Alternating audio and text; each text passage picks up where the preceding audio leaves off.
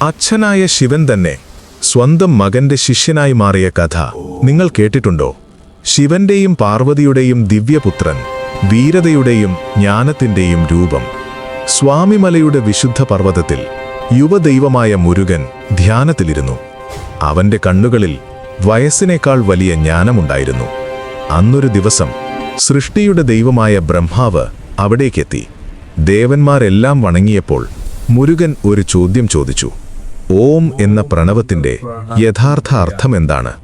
ലോകം സൃഷ്ടിച്ച ദൈവം, പക്ഷെ സൃഷ്ടിയുടെ ആദ്യ ശബ്ദത്തിന്റെ അർത്ഥം അവനു പറയാനായില്ല. അഹങ്കാരം ജ്ഞാനമല്ലെന്ന് മുരുകൻ മനസ്സിലാക്കി. ജ്ഞാനമില്ലാത്തവന് സൃഷ്ടിയുടെ അധികാരമില്ല. ആ നിമിഷത്തിൽ മുരുകൻ ബ്രഹ്മാവിനെ തടവിലാക്കി. സൃഷ്ടിയുടെ ചുമതല അവൻ തന്നെ ഏറ്റെടുത്തു. പ്രപഞ്ചം വിറച്ചപ്പോൾ മഹാദേവൻ ശിവനെത്തി. മകനെ, ബ്രഹ്മനെ മോചിപ്പിക്കൂ. അച്ഛാ, ഉത്തരമറിയണമെങ്കിൽ നിങ്ങൾ പഠിക്കണം. ചരിത്രം മാറിയ നിമിഷം.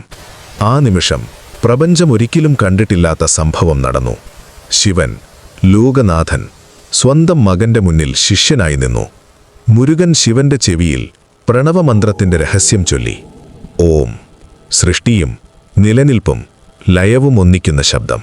ആ ശബ്ദം പ്രപഞ്ചം മുഴുവൻ നിറഞ്ഞു. അന്നുമുതൽ മുരുകൻ ഒരു പുതിയ പേരിൽ അറിയപ്പെട്ടു: സ്വാമിനാഥൻ. ശിവനെപ്പോലും പഠിപ്പിച്ച ഗുരു. ഈ കഥ നമ്മെ പഠിപ്പിക്കുന്നത് ജ്ഞാനത്തിന് പ്രായമില്ല. സത്യത്തിനു മുന്നിൽ ദൈവങ്ങളും ശിഷ്യരാകും. ശിവന് ഗുരുവായ ദൈവത്തെക്കുറിച്ച് നിങ്ങൾ മുമ്പറിഞ്ഞിരുന്നോ?